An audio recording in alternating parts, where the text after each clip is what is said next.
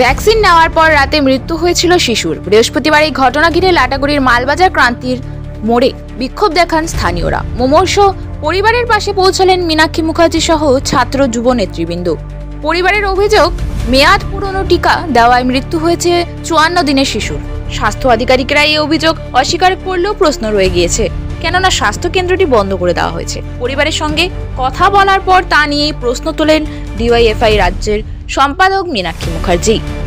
এখানেও একটা মর্মান্তিক ঘটনা ঘটে গেছে, কিন্তু তা বলে স্বাস্থ্যকেন্দ্র বন্ধ করে দেওয়া হবে কেন?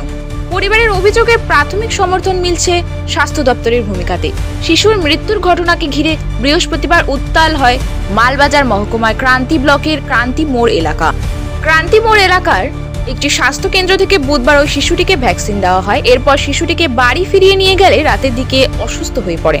শিশুটির জ্বর এবং নাক ও মুখ দিয়ে কফ রক্ত বের হতে শুরু করে বলে দাবি পরিবারের। এরপর দ্রুত জলপাইগুড়ি সুপার স্পেশালিটি হাসপাতালে নিয়ে গেলে কর্তব্যরত চিকিৎসক তাকে মৃত বলে ঘোষণা করে। ঘটনায় শোকের ছায়া নেমে আসে ওই এলাকায়। কিছু মৃত্যুর ঘটনাকে কেন্দ্র করে উত্তেজনার সৃষ্টি হয় ক্রান্তি মোড় সংলগ্ন এলাকায়। মৃত শিশুকে কোলে নিয়ে পরিবার পরিজন সহ প্রতিবেশীরা জাতীয় সড়ক অবরোধ করে বিক্ষোভ দেখাতে শুরু করেন।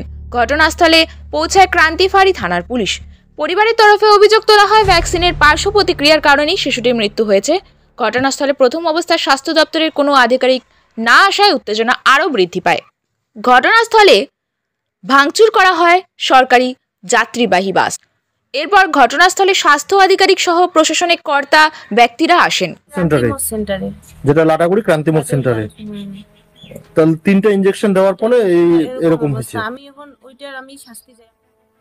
সেইটা ভ্যাকসিনের জন্য মারা গেছে এটা আমরা বলতে পারছি না, তবে ভ্যাকসিন নিয়েছিল এবং তারপরে যে অবজারভেশন বা ওই পেনটা 1 ভ্যাকসিনে কারো কোনো কিছুই হয়নি ওই ব্যাচ নাম্বারে, যার জন্য মানে যে ভ্যাকসিন নিয়েই হয়েছে সেটা নয়, কারণ তার মধ্যে 30 মিনিট ওখানে যেটা অবজারভেশনে আমাদের রাখার কথা সেটাও রাখা হয়েছে।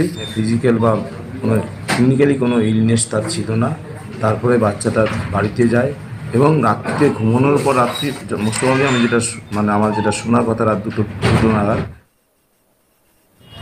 তা সেক্ষেত্রে কজ অফ ডেথ যদি আমরা করতে চাই এক্স্যাক্ট কজ অফ ডেথ, তাহলে আমাদের সেই ইয়েটা পোস্টমর্টম করলেই আমরা জানতে পারবো, কারণ আমরা অলরেডি বলেও দিয়েছিলাম যে পোস্টমর্টমটা যেন ম্যান্ডেটরিলি করা হয়।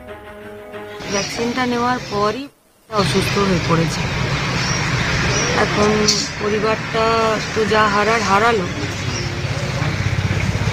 কিন্তু তারপরে অনেকগুলো প্রশ্ন পরিবারের মাথায়